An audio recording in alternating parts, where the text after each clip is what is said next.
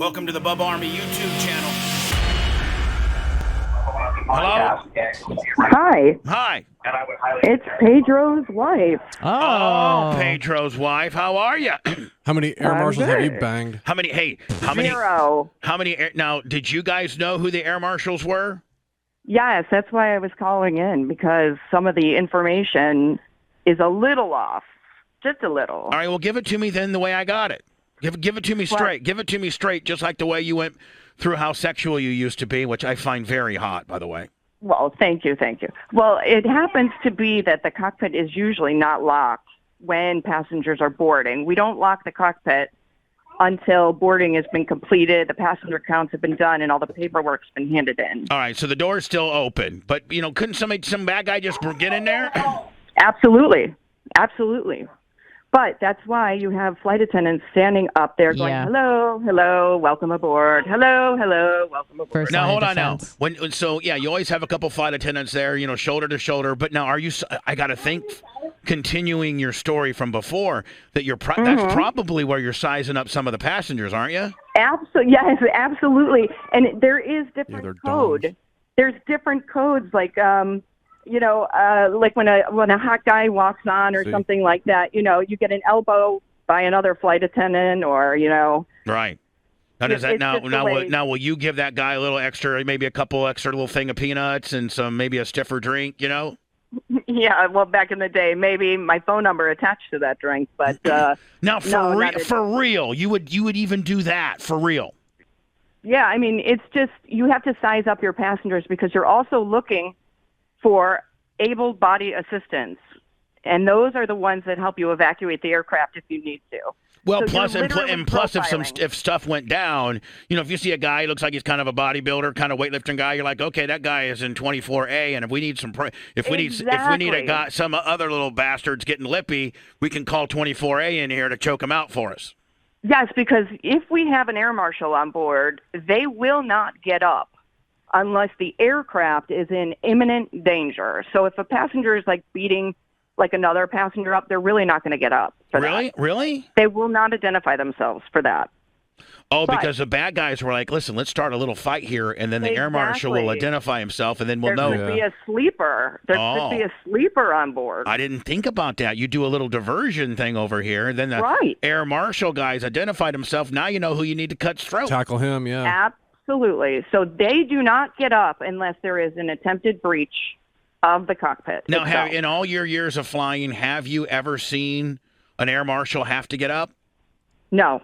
And in fact, I hope, I'm sure you have some air marshals listening, and, forgive me, air marshals, they have to blend in. You would never know where this woman, I had an air marshal who was a woman, and she was wearing a beautiful, tight dress.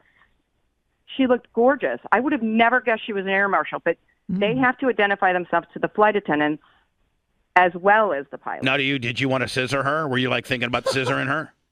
No, I just wanted to know where her gun was, though. Well, she probably had a little bag or something like that. Yeah, her bag. I mean, it's got to be on their person. Oh, she probably had literally on pocket. it. They're wearing a gun somewhere. She's got a natural holster that can hold a small nine. It was in her prison wallet. Maybe. But so she's blending in. He's blending in. Whoever it is, they have to sit in the front of the aircraft. Did you ever bang a flight air marshal? No, you're not on board with them for very long. It's one leg, and then they. And they they don't probably spend the night in the same hotels you guys do. I don't think. No, they're government employees, so they're. Now, are they cool, or are they a little bit uptight? Some are really, really, really nice, and some are just, they just sit there. They sit there with their headphones on, which I don't understand. They're listening to headphones. They're watching movies. Well, they're just trying to blend. They're just trying to blend in. They're blending. Yeah, they're blending. I mean, like I said, you'd never know you had an air marshal on. Now, have they started kind of winding that program down a little bit? Because after post 9/11, it was probably for 5 or so years, really, really a lot of them. I got to think that they probably don't do it as much. After 9/11, there was air marshals on every single flight. and that program was ramping up. Like, they were hiring. It was a Republican economy, so they were doing, the most. And then now, I had asked him, Air Marshal, I said, I haven't seen you guys in like 4 or 5 years. Where'd you guys go? And they're like, well, they're mostly on the big carriers, the majors like American or United. Right. And blah, blah, stuff like that. However, they do fly the smaller airlines quite a bit now, too. And I think it's ramping up a little bit more again because I've seen more and more. Now, is the airline industry at all affected by what party's in office? Like, absolutely. Like, what are the differences? And again, I'm not trying to go one way or the other, but which way? Like, the Republicans do this, the Democrats do that, according to the airline industry. Think about fuel prices. Yeah. What's the fuel price right now for Jet A? It's horrendous.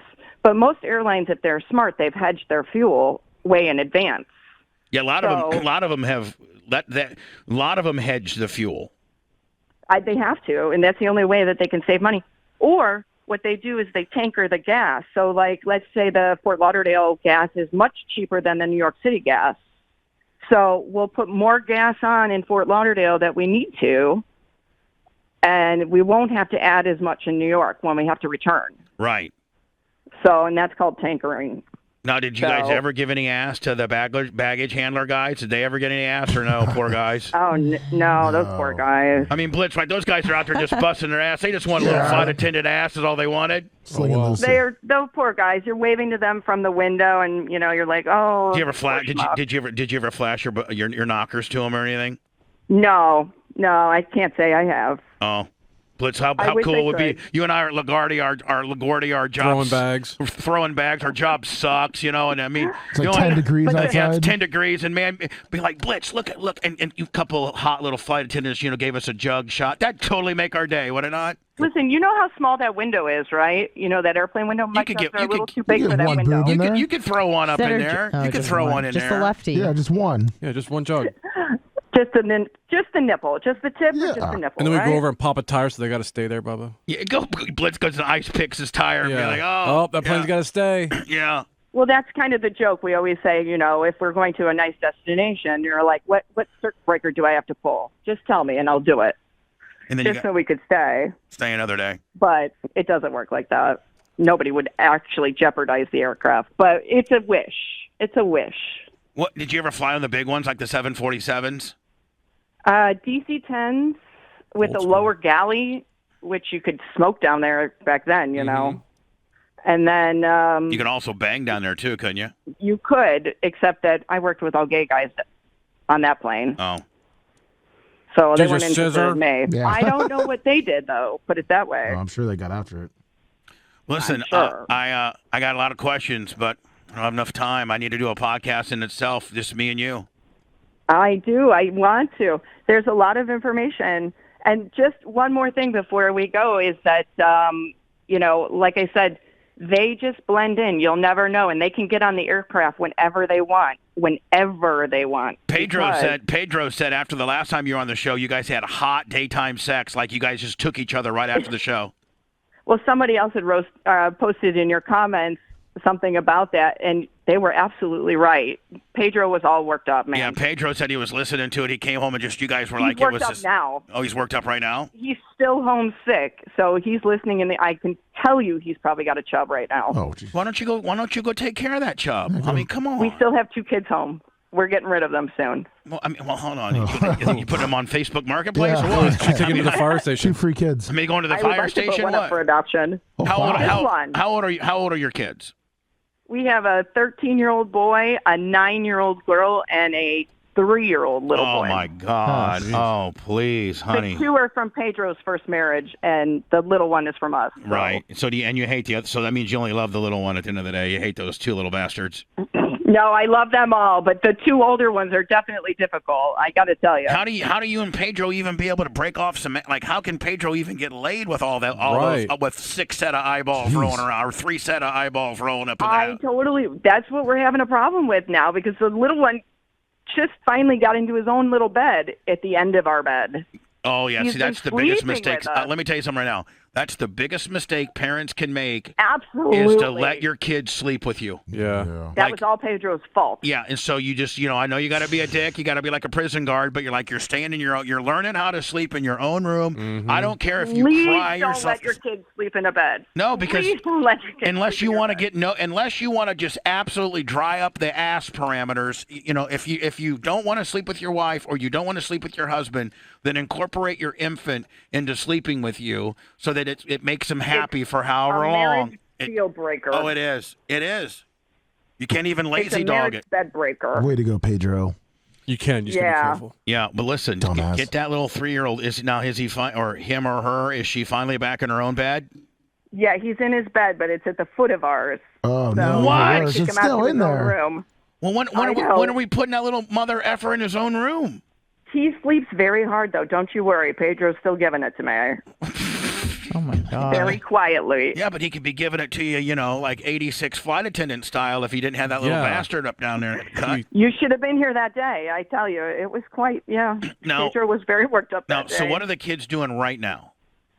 Well, one is pretending like he's too sick to go to school, and the other one is too sick to go to school. So, Now, what about the one that's Pedro's about to take him what about the one that's to the pretending? bus. He's about to take him to the bus right now. Pedro, We're kicking his little butt out. and then maybe a little, little quickie. Maybe. I hope so. I'm telling you, he gets all worked up hearing me on the show. So I get worked up because hearing you're you his on this. idol, so. Well, you're mine. Ugh. All right, Mama. Well, good talking to you. All right. Thank you. You little naughty girl. Have a great weekend and have a happy holiday. You too, honey. Thank you. Have a good one. Bye-bye. Pedro's Feels like a wife. Friday.